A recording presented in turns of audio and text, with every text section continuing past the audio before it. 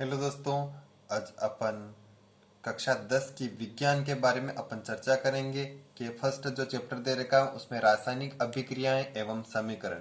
रासायनिक अभिक्रियाएं क्या क्या होती हैं और समीकरण उसके क्या क्या होंगे। तो कक्षा 9 में जैसे आपने बहुत सारे रासायनिक समीकरण पढ़े होंगे या रासायनिक अभिक्रियाएं पढ़ी होगी। रासायनिक अभिक्रिया जैसे भोजन का पकाना, भोजन आप पका रहे हैं, उसमें कुछ अभिक्रियाएं हो रही हैं या नहीं हो रही। या फिर आप कह सकते हैं अंगूर का जो होता है, अंगूर का किण्वन जो है वह किस प्रकार रासायनिक अभिक्रिया है या नहीं है। या फिर आप कह सकते हैं, नेक्स्ट बात करते हैं कि जैसे लोहे की कील पर जंग लगना हो सकता है। बहुत सारे आप दैनिक जीवन में उदाहरण ले सकते हैं, जैसे दूध का जमना जो होता है। तो उदाहरण के रूप में आप रासायनिक अभिक्रिया उनको कब कहेंगे, कब रासायनिक अभिक्रिया हो रही है या फिर कब रासायनिक अभिक्रिया नहीं होगी। तो आप इसमें जो होता है उसके आधार पर कह सकते हैं आप बहुत सारे अगर क्रिया, जैसे अपन बात करते हैं कि मैग्नीशियम रिबन होता है। मैग्नीशियम रिबन को अपन जलाते हैं, यानी Mg जो होता है उसको ऑक्सीजन की उपस्थिति में जलाते हैं तो MgO आपको प्राप्त होता है। ट्वाइस Mg इसको आप जो होता है उसका समीकरण के रूप में आप लिख सकते हैं। नेक्स्ट बात करते हैं रासायनिक अभिक्रिया की। तो रासायनिक अभिक्रिया जो हो रही कब किस स्थिति में होती है, तो आप क्या उसमें आप किस प्रकार से निर्धारित करते हैं कि इसमें रासायनिक अभिक्रियाएं हो रही हैं या नहीं हो रही। एक तो हो सकता है उसकी अवस्था परिवर्तन हो जाए, अवस्था में परिवर्तन के आधार पर भी आप कह सकते हैं केवल अवस्था परिवर्तन ही आप रासायनिक अभिक्रिया नहीं कर, लेकिन हो सकता है कि जो रासायनिक अभिक्रिया हो रही है उसमें क्या हो, अवस्था परिवर्तन हो, उसके रंग में परिवर्तन हो जाता है, रंग में परिवर्तन हो रहा है, या गैस का जो निष्कासन हो रहा है, गैस का निष्कासन निष्कासन हो रहा हो, या फिर हो सकता है तापमान में परिवर्तन हो रहा हो, तापमान में परिवर्तन होता है। ये बहुत सारे अगर आपके इसमें साथ में चलते हैं तो उसको आप कह सकते हैं कि यह एक रासायनिक अभिक्रिया है। चलो अपन रासायनिक समीकरण के बारे में आगे अध्ययन करते हैं कि जैसे रासायनिक समीकरण क्या होती हैं क्या नहीं होते। जब ऑक्सीजन की उपस्थिति में मैग्नीशियम रिबन का दहन होता है, यानी दहन यानी जलाना होता है, एक ऑक्सीजन की उपस्थिति यानी सामान्य वायु की उपस्थिति में आप क्या कर रहे हैं, मैग्नीशियम रिबन को क्या कर रहे हैं, जला रहे हैं। तो मैग्नीशियम जो होता है मैग्नीशियम जो होता है ऑक्सीजन से क्रिया करके क्या करता है, मैग्नीशियम ऑक्साइड में परिवर्तित हो जाता है। सामान्य सी बात है, मैग्नीशियम का जो है प्लस इसका आप इस प्रकार से जो समीकरण लिख रखे उसको आप इससे लैंग्वेज के रूप में लिखें, उससे आपको सरल रूप में यह हो सकता है कि आप शब्द समीकरण के रूप में लिख लें। शब्द समीकरण के रूप में लिखना ज्यादा आसान भी होता है। जैसे मैग्नीशियम प्लस ऑक्सीजन, इसका यानी मैग्नीशियम का किसकी उपस्थिति में जलाया, ऑक्सीजन की उपस्थिति में जलाया है, तो ये क्या हो जाएगा, मैग्नीशियम ऑक्साइड आपको प्राप्त हो जाएगा। ये दोनों इसके क्या हो जाएंगे, अभिकारक हो जाएंगे। ये दोनों इसके क्या हो जाएंगे, अभिकारक। जिनके जिनके बीच में अभिक्रिया हो रही है उनको बोलते हैं अभिकारक। जिनके अभिक्रिया के फलस्वरूप जो आप लास्ट में जो रिजल्ट निकाल रहे वो क्या हो जाता है, उत्पाद बनता है। मैग्नीशियम तथा ऑक्सीजन ऐसे पदार्थ हैं जिनमें रासायनिक परिवर्तन होता है। यहाँ पर मैग्नीशियम है और ऑक्सीजन है, ये दोनों ऐसे पदार्थ इनमें क्या हो रहा है, रासायनिक परिवर्तन हो रहा है। इन्हें आप क्या कहते हैं, अभिकारक कहते हैं।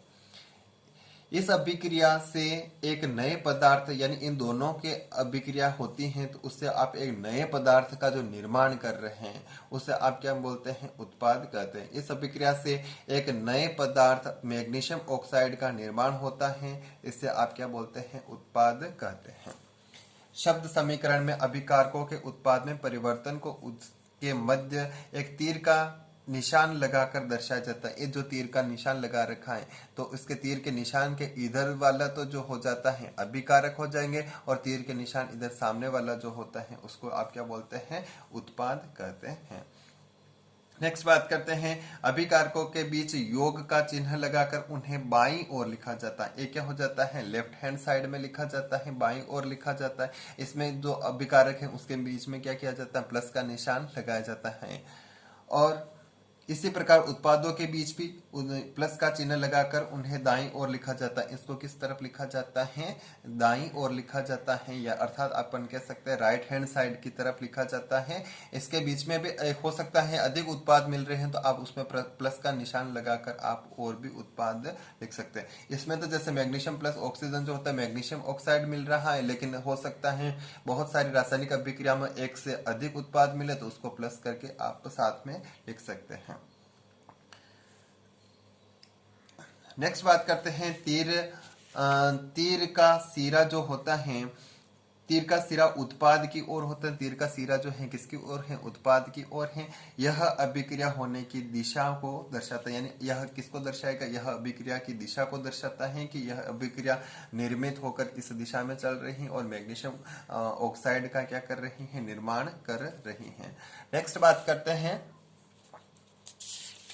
समीकरण जो होती है, वो तो हो गई शब्द समीकरण थी, लेकिन शब्द समीकरण की से भी आप अगर लिखना अधिक कठिन होता है उसको आप रासायनिक जो भी शब्द लिख रखे हैं उनके प्रत्येक जो रासायनिक सूत्र होते हैं तो उनको आप क्या कर सकते हैं? रासायनिक समीकरण के अंतर्गत लिख सकते हैं। जो भी शब्द थे जैसे मैग्नीशियम था, मैग्नीशियम था, मैग्नीशियम का उसका जो होता है रासायनिक सूत्र क्या हो जाता है? Mg होता है, तो इसको Mg लिख दिया। प्लस जो होता है ऑक्सीजन का जो सूत्र होता है मैग्नीशियम ऑक्साइड बन जाता है। तो यहाँ बात करते हैं मैग्नीशियम का, अपन इनको संतुलित करते हैं, यहाँ पर हो जाएगा Mg। आप इस शब्द समीकरण के रूप में आप लिख सकते हैं। यहाँ पर ये दोनों क्या हो जाते हैं? अभिकारक हो जाता है। ये क्या हो जाएगा? उत्पाद हो जाता है।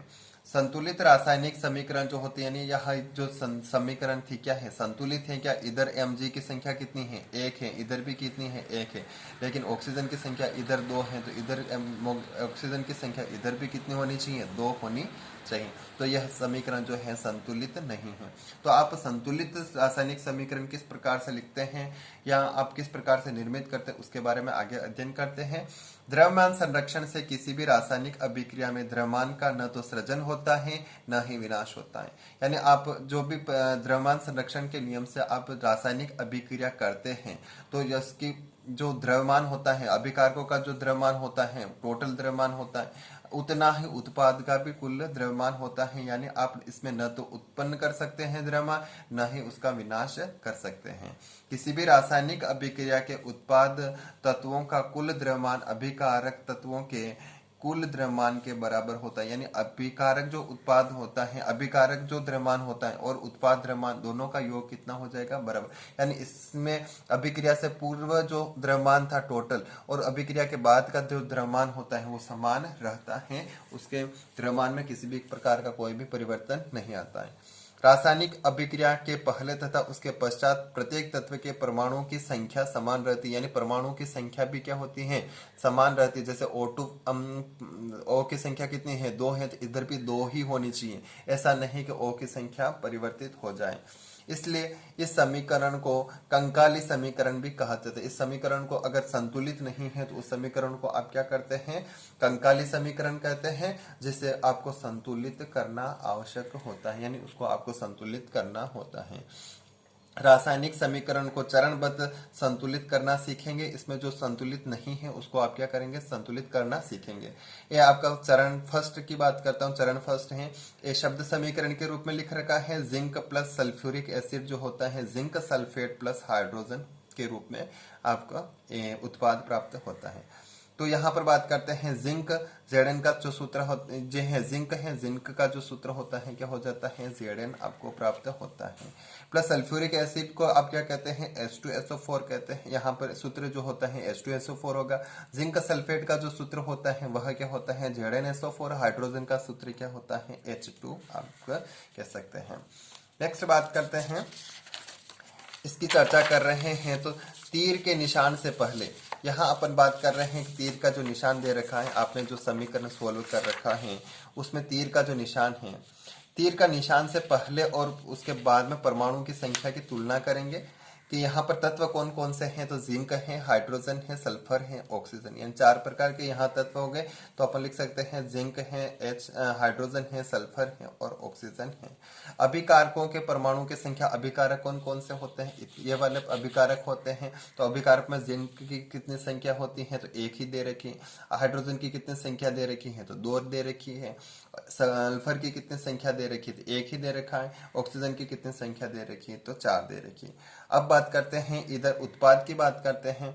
तो यहाँ पर जो है जिंक की संख्या कितनी दे रखी है, 1 दे रखी है, तो आप यहाँ 1 उतारिए। एच की संख्या कितनी दे रखी है, एच की संख्या यहाँ पर 2 दे रखी है, तो यहाँ पर 2 उतारिए। फिर एस की संख्या कितनी दे रखी है, यहाँ पर 1 ही दे रखी है, तो यहाँ पर 1 उतारिए। और ऑक्सीजन की संख्या कितनी दे रखी है, 4 दे रखी है, तो यहाँ पर 4 उतारिए। इन दोनों की तुलना करते हैं। अभिकारकों में परमाणु की संख्या और उत्पादों में परमाणुओं की संख्या क्या होती है, 1 इधर भी है, 1 इधर भी, 2 इधर, 2 इधर, 1 इधर, 1 इधर, 4 इधर, 4 इधर। तो यानी ये समान है, अर्थात यह समीकरण किस प्रकार की है, यह समीकरण जो है संतुलित है, यानी संतुलित करने की आवश्यकता नहीं है।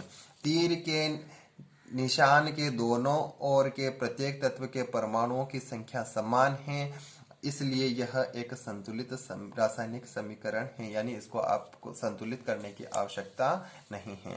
नेक्स्ट बात करते हैं, यह रासायनिक समीकरण दूसरी जो दे रखी है कि Fe प्लस H2O जो दे रखा है, Fe प्लस H2O, यहाँ आपको जो समीकरण प्राप्त होती है Fe3O4 प्लस H2, यानी Fe की संख्या इधर 1 है, इधर कितनी है, 3। यह रासायनिक जो समीकरण है क्या है, असंतुलित दे रखी है। इसमें चरण फर्स्ट जो हो जाएगा, रासायनिक समीकरण को संतुलित करने के लिए सबसे पहले प्रत्येक सूत्र के चारों ओर एक बॉक्स बना लीजिए। यानी आपको सूत्र जो है संतुलित करने से पहले आपको क्या करना होता है कि जो भी आपको सूत्र दे रखा है पूरे के पूरे ऊपर क्या करना होता है, बॉक्स बना लेता है। समीकरण को संतुलित करते समय बॉक्स के अंदर कुछ भी परिवर्तन नहीं करते हैं। जैसे मैंने यहाँ पर बॉक्स पहले से बना दिए हैं, Fe प्लस यानी H2O, Fe3O4, ये पूरा का पूरा बॉक्स कर ले। लेकिन आप रासायनिक समीकरण संतुलित करें तब इसके अंदर किसी भी प्रकार का परिवर्तन नहीं करेंगे, इसके बाहर कर सकते हैं। जैसे 2 से गुणा किया है, 3 से किया है, 4, यानी इस बॉक्स से बाहर आप परिवर्तन कर सकते हैं, लेकिन अंदर किसी भी प्रकार का कोई भी परिवर्तन नहीं करते हैं। अपन देखते हैं कि यहाँ पर बात करते हैं अभिकारकों में परमाणुओं की संख्या जो यहाँ उत्पादों में परमाणुओं की संख्या की चर्चा कर रखी है। अभिकारकों में परमाणुओं की संख्या कितनी दे रखी है, तो Fe कितनी है, 1 है। उत्पाद में Fe की संख्या कितनी है, 3 है। यहाँ पर H की बात करता हूँ, H की संख्या कितनी है, 2 है। उत्पाद में जो है H की संख्या कितनी हो जाएगी, यहाँ पर 2 है। यहाँ पर ऑक्सीजन की संख्या कितनी है, 1 है। और यहाँ पर ऑक्सीजन की संख्या कितनी है। यानी उत्पाद में परमाणुओं के, अभिकारक में परमाणुओं की संख्या तथा उत्पाद में परमाणुओं की संख्या में क्या है, अलग अलग है। तो इसमें आपको क्या करना होता है कि आपको ऑक्सीजन की इसमें इधर 1 है, तो आपको यहाँ पर 1 ही करना है, 0 नहीं है। यहाँ इसमें अधिकतम किसकी है, इसकी है, तो आप क्या करेंगे, इसको 4 से गुणा कर लें, तो ताकि आपके क्या हो जाए, आपके संतुलित होने प्रारंभ हो जाए। ये चरण सेकंड हो जाता है। इसमें बात करते हैं ऑक्सीजन के परमाणु को सबसे पहले संतुलित करूंगा कि ऑक्सीजन का परमाणु संतुलित हो। प्रारंभ में जो 1 था और यहाँ पर जो है Fe3O4 में ऑक्सीजन की संख्या कितनी है, 4 है। तो यानी आपको संतुलित करने के लिए इधर 4 है, इधर 1 ही है, तो इसको 4 से गुणा करें ताकि दोनों तरफ आपके 4 हो जाए। तो आपने क्या किया है, 4 से गुणा किया है। तो यहाँ यानी अभिकारक में क्या करना है, पूरे का पूरा 4 से गुणा करना है। Fe प्लस 4 से गुणा कर दिया है। यहाँ पर बॉक्स के अंदर परिवर्तन नहीं, बॉक्स के बाहर आप 4 से गुणा कर सकते हैं। प्लस Fe जो भी है Fe3O4 प्लस H2, बाकी की जो समीकरण थी वैसा का वैसी आप लिख सकते हैं। यहाँ बात करते हैं कि Fe प्लस तथा H परमाणु अब भी संतुलित नहीं है। क्या अब भी संतुलित है क्या? Fe की संख्या इसमें 3 है, इसमें 3 है, इसमें 1 ही है। H की संख्या इधर कितनी हो गई, 8 हो गई। 4 इंटू 2 इधर कितनी है, 2 ही है। हाइड्रोजन के परमाणु को सबसे पहले संतुलित करूंगा। प्रारंभ में जो है यहाँ पर जो हो जाएगी 8 हो जाएगी। H2O में 4 से गुणा कर रखा है। 4H2O में हाइड्रोजन की संख्या कितनी है, 8 है। यहाँ उत्पाद में हाइड्रोजन की संख्या कितनी है, उत्पाद जो चल रहा था H2O, H2 में H2O नहीं, H2 में अगर परमाणु की संख्या बात करता हूं तो कितने उत्पाद में कितनी हो जाएगी, 2 ही है। हाइड्रोजन 2 है। यहाँ संतुलित करने के लिए आप, इसमें क्या था 8 थी, इसमें कितनी है 2 है, तो इसको संतुलित करने के लिए दोनों तरफ 8 बनाने के लिए इसमें को क्या करेंगे 4 से गुणा करेंगे। यानी हाइड्रोजन को किसमें उत्पाद में आपको क्या करना है 4 से गुणा करना, अर्थात यहाँ क्या करना है 4 से गुणा करना है। तो यानी Fe plus 4H2O plus Fe3O4 plus 4 से क्या किया है गुणा कर दिया है, मल्टीप्लाई कर दिया है। चरण फल पांचवा जो दे रखा है Fe प्लस 4H2, अब ये संतुलित है क्या, देखते हैं कि संतुलित है कि नहीं है। Fe की संख्या इधर तो 1 है, Fe की संख्या इधर जो है 3 है, तो अब भी यह जो आंशिक रूप से असंतुलित ही है या फिर आंशिक रूप से संतुलित है, पूर्ण रूप से संतुलित नहीं है, यानी संतुलित नहीं है। तो इसमें Fe को अब क्या करना होता है, H भी संतुलित हो जाता है, O भी संतुलित हो गया है, तो अब किसको संतुलित करना है, लोहे को, आयरन को संतुलित करना है। तो चरण पांचवा प्रारंभ में बात करते हैं, अभिकारक में आयरन की संख्या कितनी दे रखी है, 1 ही दे रखी है, और उत्पाद में Fe3O4 के अंतर्गत Fe की संख्या कितनी है 3 है। संतुलित करना, इधर 1 है इधर 3 है, तो दोनों तरफ क्या होनी चाहिए 3-3 होनी चाहिए। तो आप इससे क्या कर सकते हैं 3 से गुणा कर लेते हैं अभिकारकों में, तो आपके दोनों तरफ 3-3 हो जाती हैं। तो आप यानी Fe उत्पाद जो है इसमें क्या करो 3 से सॉरी अभिकारक है उसमें 3 से क्या करता है गुणा करना है। तो इधर आप 3 से गुणा करते 3Fe प्लस 4H2O, चेंज जो भी हो रहा है तीर का निशान लगा लो, यहाँ Fe3O4 प्लस 4H2 आपका समीकरण बन रहा है। अब यह चरण जो 5 है इसमें खोल लीजिए इसको, 3Fe plus 4H2O Fe3O4 plus 4H2, यानी यह समीकरण क्या हो जाती है संतुलित हो जाती है। लेकिन अपन बात कर रहे हैं संतुलित तो हो जाते हैं, लेकिन हमें एक पता नहीं होता इसमें यहाँ पर जो है समीकरण को संतुलित तो मान लिया, लेकिन हमें ये पता नहीं होता है कि यह किस अवस्था में है, ठोस रूप में है, द्रव अवस्था में। यानी समीकरण को यहाँ तक भी सही ही माना जाता है, जैसे यहाँ तक आपके समीकरण बन जाती हैं ये, तो या आपका समीकरण संतुलित हो जाती है। लेकिन भौतिक अवस्थाओं को और स्पष्ट नहीं होता है कि यह किस अवस्था में Fe जो है ठोस है, द्रव है, गैस है, H2O जो है ठोस है, द्रव है, गैस है, किस अवस्था में, इसका स्पष्ट पता करने के लिए अपन भौतिक अवस्थाओं के संकेत लिखने होते हैं। कि रासायनिक समीकरण को अधिक सूचनापूर्ण यानी और अधिक स्पष्ट बनाने के लिए अभिकारकों तथा उत्पादों के रासायनिक सूत्र के साथ उनकी भौतिक अवस्थाओं को भी दर्शाया जाता है। उनके साथ में क्या दर्शाया जाता है, उसकी भौतिक अवस्थाओं को भी, रासायनिक सूत्र तो होते ही हैं, उसके साथ में साथ क्या किया जाता है भौतिक अवस्था भी दर्शाया जाता है। अवस्था और प्रतीक की बात करता हूं तो यहाँ हो जाता है गैस को G से प्रेजेंट किया जाता है, द्रव को जो है L से प्रेजेंट किया जाता है, और ठोस को जो है S से प्रदर्शित किया जाता है। और जो होता है जल में गोल के रूप में जो होते हैं, कोई अभिकारक या उत्पाद जो जल में गोल के रूप में होता है उसको AQ से प्रेजेंट किया जाता है। जल में गोल के रूप में जो होते हैं, जल में गोल के रूप में होते हैं उसको किससे प्रेजेंट किया जाता है, AQ होता है, कोष्टक में यहाँ पर डालना होता है। जैसे उदाहरण के रूप में 2Fe जो है लोहा S है तो यानी ठोस रूप में हो जाएगा, इसका मतलब यहाँ पर ठोस है तो यहाँ पर क्या हो जाएगा ठोस रूप में।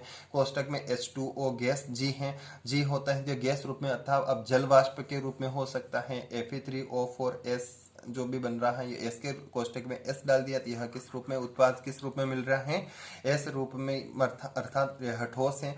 H2 जो है मुक्त हो रही हैं तो यहाँ H2 क्या है, एक गैस है।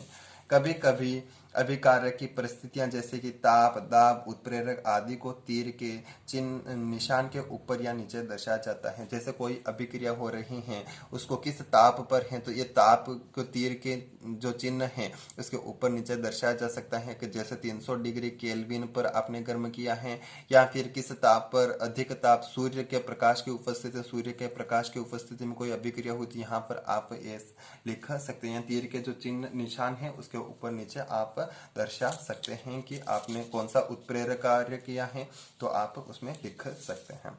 नेक्स्ट आपको क्वेश्चन दे रखा है कि यहाँ वायु में जलाने से पहले मैग्नीशियम रिबन को साफ क्यों किया जाता है? आपने प्रैक्टिकल में पढ़ रखा है या रिकॉर्ड इसमें देखा होगा कि इसमें मैग्नीशियम रिबन को साफ करके जलाया जाता है। तो इसको साफ क्यों किया जाता है? कारण, तो मैग्नीशियम बहुत ही क्रियाशील धातु होता है। मैग्नीशियम भी क्या होता है? बहुत अधिक क्रियाशील होता है। जिस प्रकार से सोडियम तथा ये होते हैं, नहीं होते हैं, उसी प्रकार से ये भी अधिक क्रियाशील हैं। जब यह खुले में रखा जाता है तो इसकी बाहरी सतह वातावरण की ऑक्सीजन से क्रिया करके मैग्नीशियम ऑक्साइड की परत MgO बना लेती हैं तथा ट्वाइस Mg प्लस O2 यानी Mg से अभिक्रिया करके मैग्नीशियम ऑक्साइड बना लेती हैं।